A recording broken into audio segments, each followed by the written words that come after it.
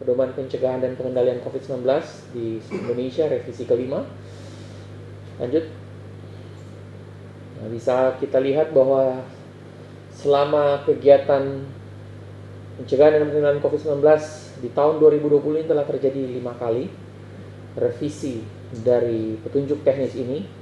Nah, revisi yang kelima ini dilakukan karena menyesuaikan dengan adanya dinamika perkembangan kasus dan kurva-kurva epidemiologik yang sudah terjadi di Indonesia, dan yang kemudian yang berikut adanya perkembangan informasi terkini, ilmu-ilmu terbaru, evidence, bukti-bukti ilmiah terbaru yang harus disesuaikan dengan apa yang selama ini kita ketahui, sehingga kemudian ke depan apa yang kita terapkan di dalam sektor pencegahan dan pengendalian COVID-19 ini betul-betul menyesuaikan dengan kebijakan-kebijakan yang telah sesuai dengan bukti-bukti ilmiah terbaru. Jadi ini sekarang revisi kelimanya, sampul bukunya berwarna merah. Kalau revisi keempat, sampul bukunya berwarna ungu. Jadi kalau Bapak dan Ibu Saudara sekalian menemukan dokumen-dokumen ini di berbagai situs-situs di website internet, maka ingat bahwa yang revisi 5 sampulnya berwarna merah. Lanjut lagi. Nah, perubahan yang paling esensial yang terjadi bahwa kita ketambahan 3 bab, yaitu bab strategi dan indikator, bab penyediaan sumber daya, dan kemudian layanan kesehatan esensial. Jadi ada tambahan 3 bab, dan kemudian ada perubahan-perubahan juga yang terjadi di definisi operasional dari suspek, probable, dan kasus terkonfirmasi. Nanti sebentar akan secara detail kami sampaikan. Kemudian juga istilah-istilah surveillance, tindakan-tindakan surveillance yang harus dilakukan. Kemudian juga terjadi perubahan di manajemen klinis, terutama untuk evaluasi hasil pengobatan, kesembuhan, dan tindakan untuk membebaskan dari isolasi. Kemudian di tata cara pemulasaran jenazah sendiri tidak berubah banyak, hanya tergantung dari definisi operasional yang ada. Tetapi di pencatatan dan pelaporan itu ada perubahan sistem, terutama sistem menganut sistem berbasis web online. Kemudian perubahan juga sedikit terjadi di mekanisme penggunaan pemeriksaan PCR, kriteria-kriteria surveillance yang wajib dilakukan pemeriksaan PCR. Dan kemudian juga ditekankan kembali apa tujuan penggunaan dari rapid test. Nah, pedoman ini disusun berdasarkan rekomendasi WHO dan tentunya terus disesuaikan dengan dinamika yang terjadi selama ini. Bagaimana kurva epidemiologik di dunia, bagaimana kurva epidemiologik di Indonesia, dan tentunya ini juga disesuaikan dengan regulasi yang sudah kita susun selama ini. Nah, tentunya pedoman ini juga sifatnya tidak final, tetapi tentu akan di-adjust, akan diadaptasi sesuai dengan perkembangan terkini dari COVID-19 ini, sehingga kemudian nantinya petunjuk teknis kita akan makin paripurna sesuai dengan perkembangan yang ada. Bisa dilanjutkan lagi? Nah, ini urutan dan ruang lingkup dari petunjuk teknis ini. Ada 9 bab, dari pendahuluan, strategi dan indikator, surveillance epidemiologi, diagnosis laboratorium, manajemen klinis, pencegahan dan pengendalian penularan, komunikasi risiko dan pemberdayaan masyarakat, penyediaan sumber daya, dan pelayanan kesehatan esensial. Sebenarnya apa yang diatur ini sudah ada juga sebagian diatur di revisi keempat, tetapi kemudian ada pertambahan dan perubahan yang dilakukan. Kami tidak akan menjelaskan ke-9 bab ini secara detail, tetapi kami akan lebih memfokuskan pada perubahan-perubahan inti yang harus dipahami oleh masyarakat karena menyangkut tindakan-tindakan yang dilakukan oleh petugas kesehatan di masyarakat yang harus dipahami dan ditaati oleh masyarakat. Baik. Lanjut. Nah, ini gambaran umum dari COVID-19. Jadi selalu kami sampaikan bahwa secara statistik, secara epidemiologi kita bisa tahu bahwa COVID-19 ini yang disebabkan oleh virus SARS-CoV-2 ini adalah virus baru, belum pernah diidentifikasi sebelumnya berjangkit di manusia. Jadi kita baru detect dia. Secara umum, secara statistik 80% dari orang yang terpapar dengan virus ini dan terkonfirmasi positif itu gejalanya ringan dan sedang. Kurang lebih 15% akan menunjukkan gejala berat, dan 5% bahkan membutuhkan perawatan ICU karena kondisi kritikal. Nah, kasus-kasus yang berat ini, yang kritikal ini biasanya dikorelasikan atau dihubungkan dengan keberadaan penyakit-penyakit penyerta seperti penyakit jantung, diabetes, penyakit obstruksi paru menahun atau yang kita sebut dengan penyakit paru kronis. Di dalamnya juga terdapat penyakit tuberkulosis, kemudian hipertensi atau tekanan darah tinggi, kondisi-kondisi di mana pasiennya mengalami keganasan atau kanker, dan usia lanjut atau usia di atas 60 tahun. Gejala-gejala utamanya sudah kita ketahui bersama, ada demam, batuk, nyeri tenggorokan, dan sesak. Tetapi tentunya gejala ini kemudian bisa meluas. Lanjut lagi.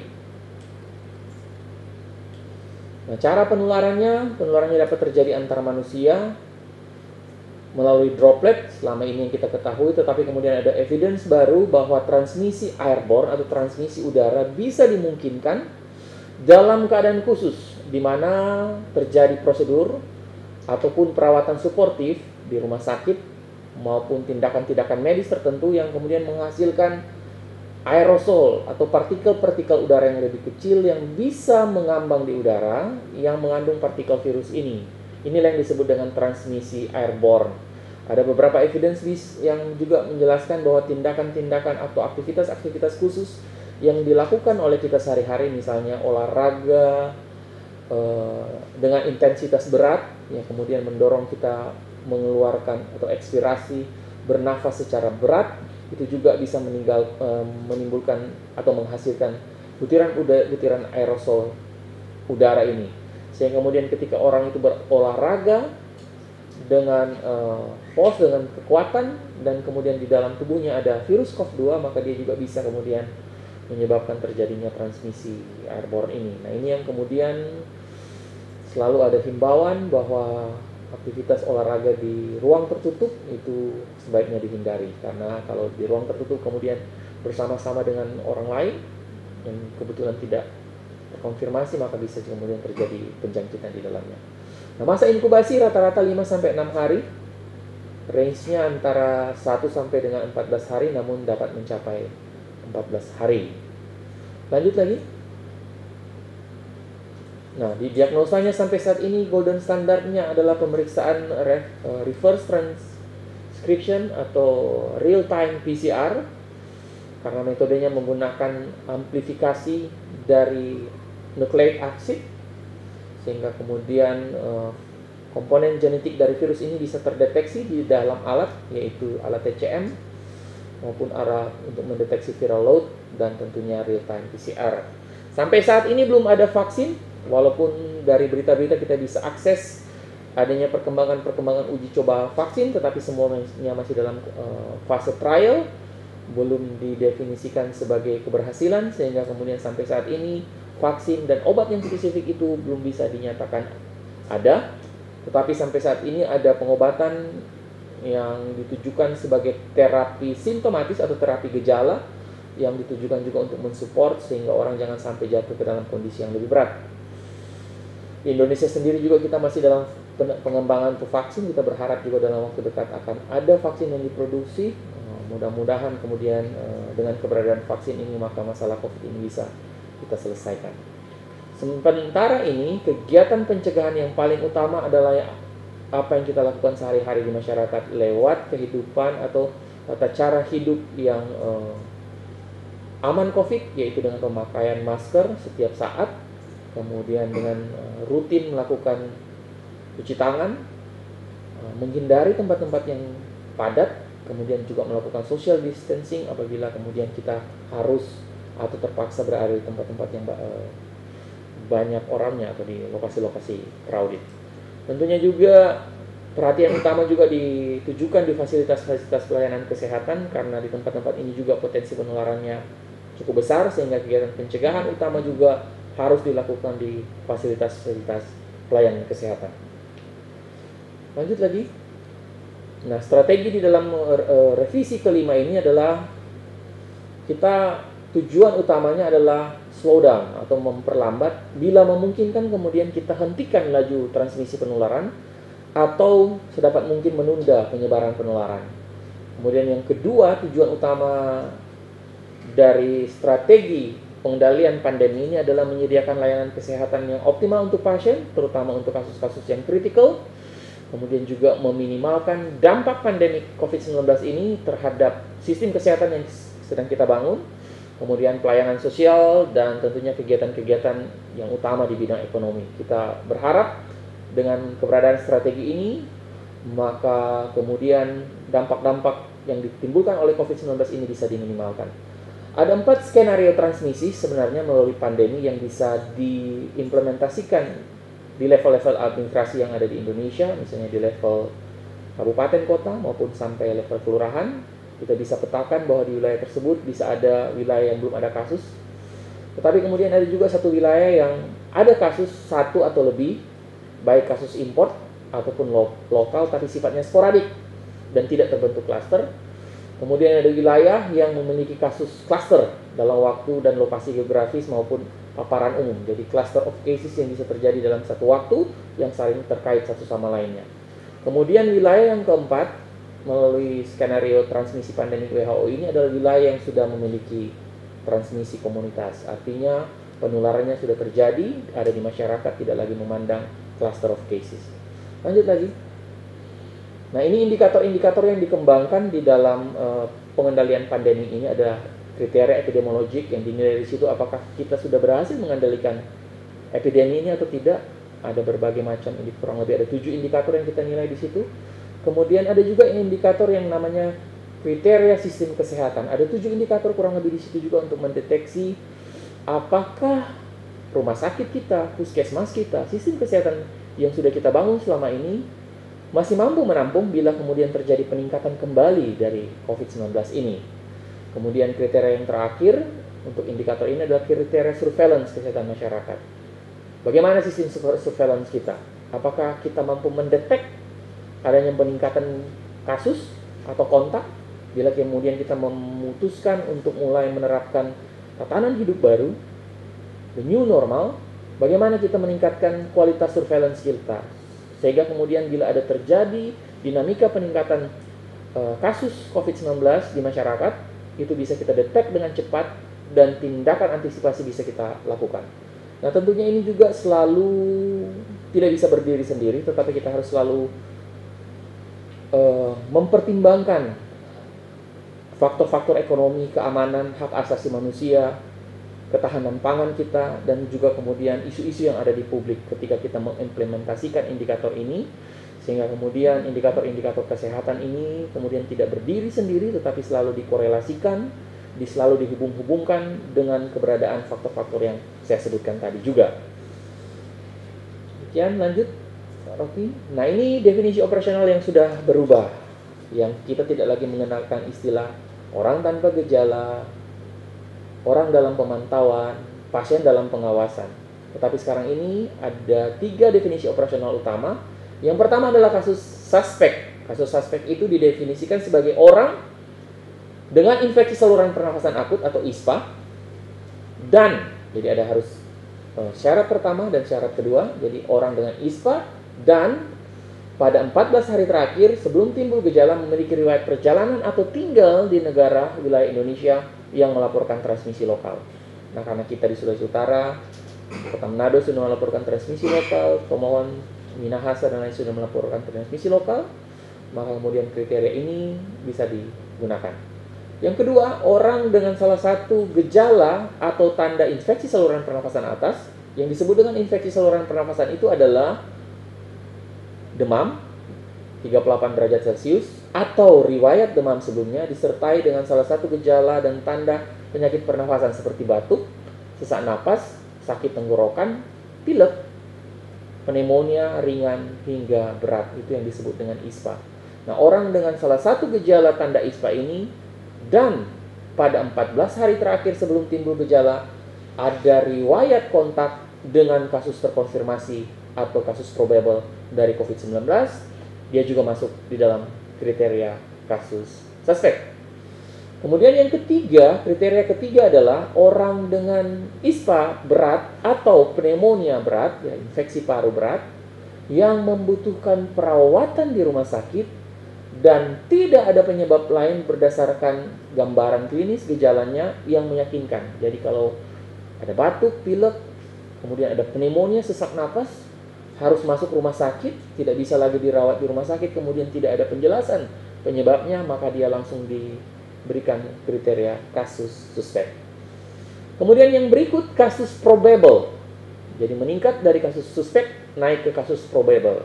Kasus probable ini adalah kasus kriteria suspek yang di atas, yang 3 orang tersebut, kemudian ditambah dengan kondisi ISPA yang berat atau yang kita sebut dengan ARDS, Acute Respiratory Distress Syndrome. Nanti ada kriterianya yang dipahami oleh dokter di rumah sakit, ataupun meninggal. Jadi probable itu adalah kasus yang meninggal dengan gambaran klinis yang sangat meyakinkan ke arah COVID-19, tetapi belum ada hasil pemeriksaan laboratorium PCR. Nah, ini juga bisa dikategorikan sebagai kasus probable. Kemudian definisi operasional yang ketiga adalah kasus yang terkonfirmasi. Yang disebut dengan kasus terkonfirmasi adalah seseorang yang dinyatakan positif terinfeksi virus COVID-19 dan dibuktikan dengan pemeriksaan laboratorium PCR. Kemudian ini dibagi 2, yaitu kasus dengan gejala atau simptomatik, dan yang berikut kasus tanpa gejala atau asimptomatik. Lanjut lagi. Nah, kemudian definisi operasional yang berikut yaitu kontak erat. Jadi tadi kasus suspek, kasus probable, kasus terkonfirmasi, yang saat ini adalah kasus kontak erat. Jadi kontak erat itu disebut dengan orang yang memiliki riwayat kontak dengan kasus probable atau kasus konfirmasi COVID-19. Riwayat kontak itu yang dimaksud adalah 1.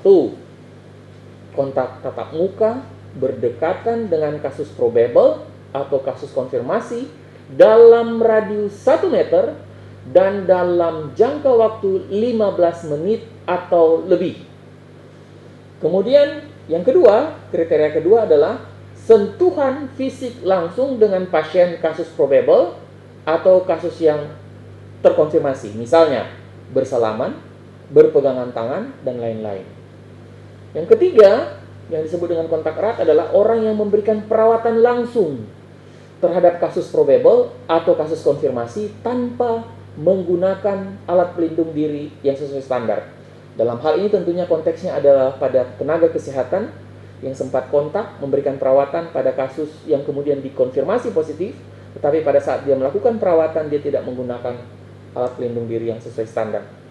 Kemudian kriteria keempat yang disebut dengan kontak erat adalah situasi lainnya yang mengindikasikan adanya kontak berdasarkan penilaian risiko lokal yang ditetapkan oleh tim penyelidikan epidemiologik setempat. Ada penjelasan khusus di sini yang nanti dipahami oleh tim epidemiologik setempat. Saya kasih contoh adalah bila di suatu wilayah dengan kepadatan penduduk tinggi sekali, satu rumah yang ditinggali oleh banyak sekali orang, kemudian di lokasi tersebut ada kasus yang terkonfirmasi positif. Sebagian orang masuk kriteria A, B, D, C ini saat pertama kedua, tetapi sebagian orang kemudian tidak masuk kriteria ini, tetapi karena dia berada dalam situasi resiko di rumah yang padat penduduk tersebut, walaupun dia tidak ada dalam radius 1 meter, tidak pernah kontak dalam jangka waktu 15 menit, tidak pernah bersentuhan langsung, tetapi karena dia ada di lingkungan yang padat tersebut, maka kemudian dia bisa dikategorikan sebagai kontak erat. Nah, pada kasus probable atau konfirmasi yang bergejala, simptomatik, untuk menemukan kontak erat ini, periode kontak dihitung 2 hari sebelum kasus timbul gejala. Jadi sekali lagi, mereka yang kontak 2 hari sebelum yang bersangkutan ini muncul gejala, hingga 14 hari setelah kasus timbul gejala. Jadi kalau ada orang suspek, kemudian berikutnya dia terkonfirmasi di rumah sakit, maka petugas kesehatan akan balik ke rumah yang bersangkutan dan menanyakan siapa saja yang kontak dengan yang bersangkutan 2 hari sebelum yang bersangkutan timbul gejala, sampai dengan 14 hari setelah kasus itu timbul gejala. Nah, pada kasus konfirmasi yang tidak bergejala, asimptomatik, nah, yang disebut dengan kontak erat itu dihitung 2 hari sebelum dan 14 hari setelah tanggal pengambilan spesimen dari kasus konfirmasi.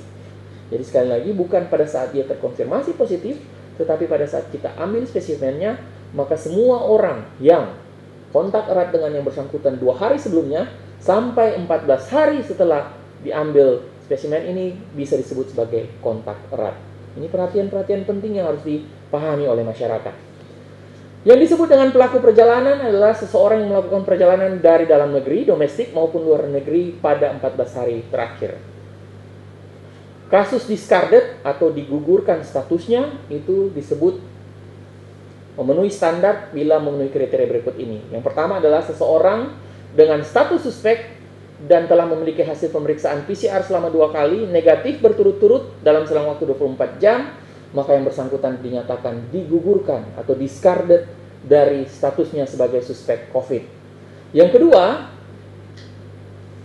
yang disebut dengan discarded adalah kontak erat yang telah menyelesaikan karantina selama 14 hari, maka yang bersangkutan itu bisa disebut dengan discarded untuk kontak erat.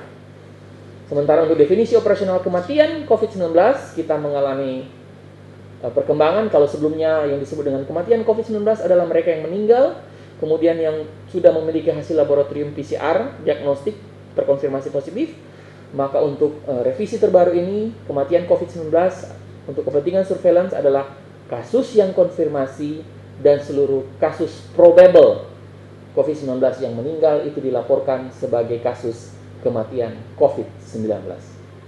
Lanjut, Pak Rob.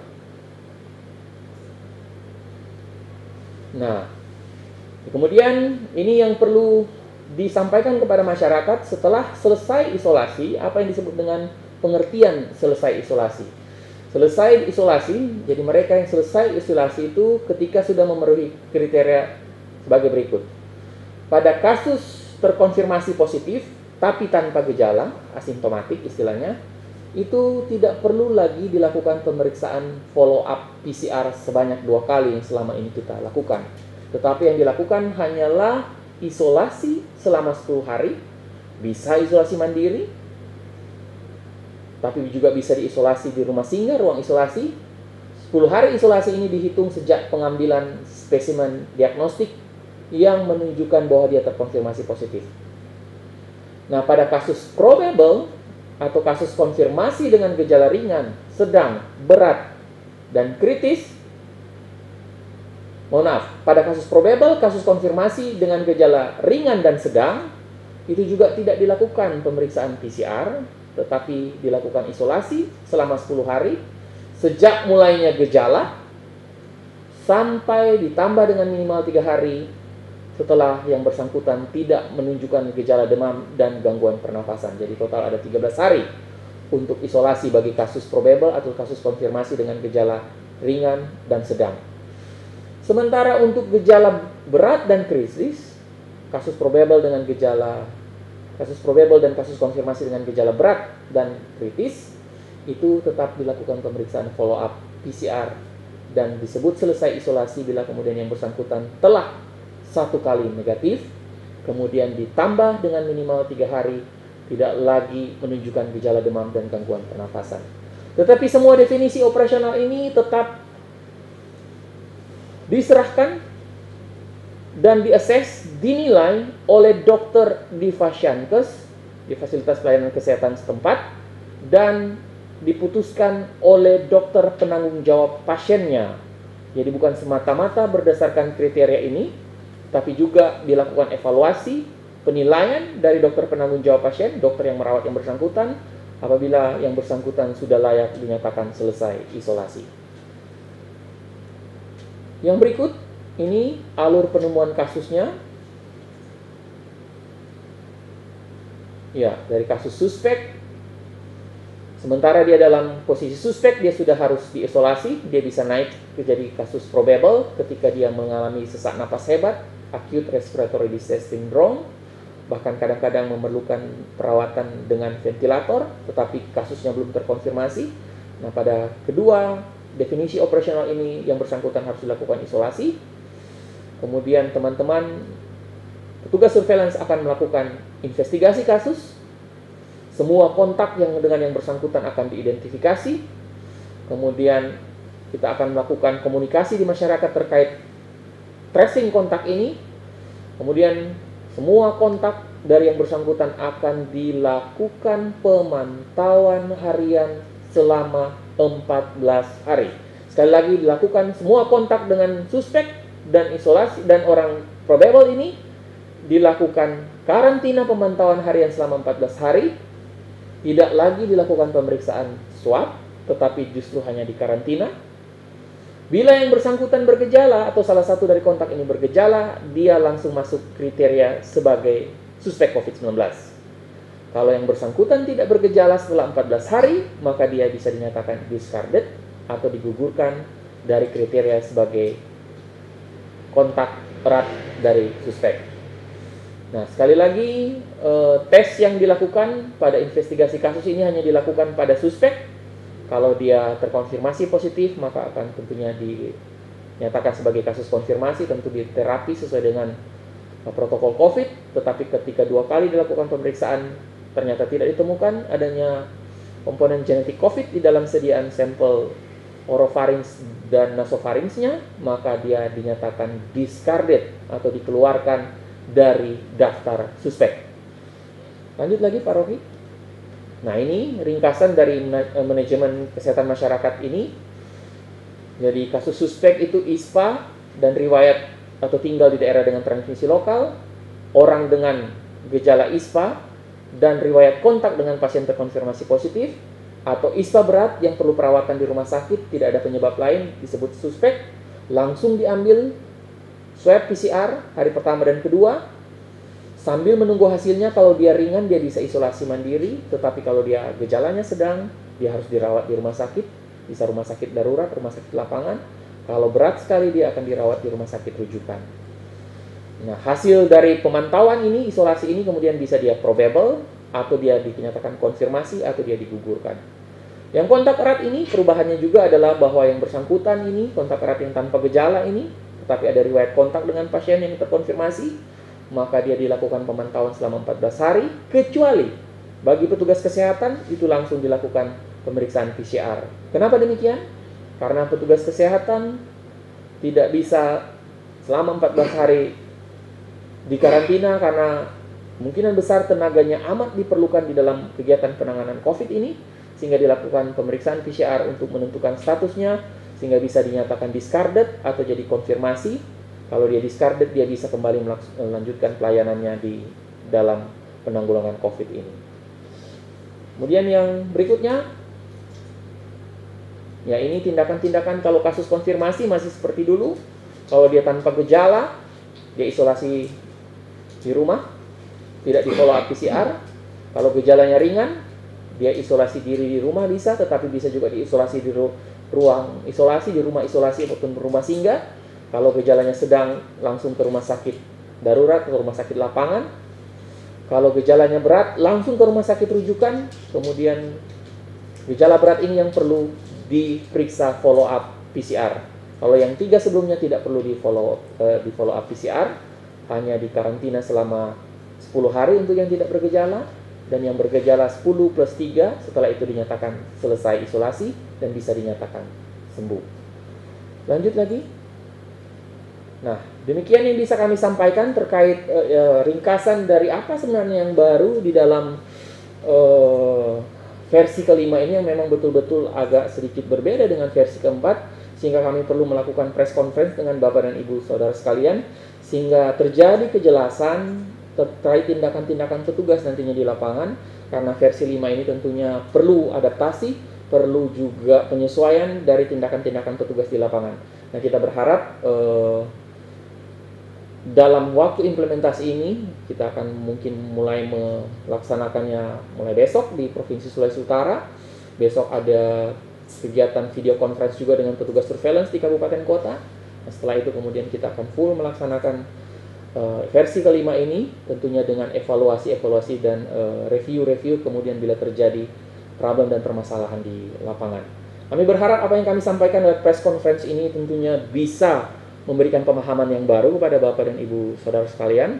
Tetapi bila kemudian masih belum jelas, di belakang saya ada nomor yang bisa dipakai untuk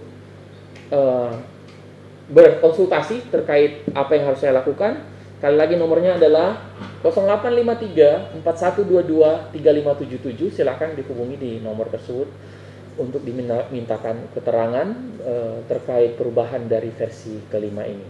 Baik, Bapak dan Ibu Saudara.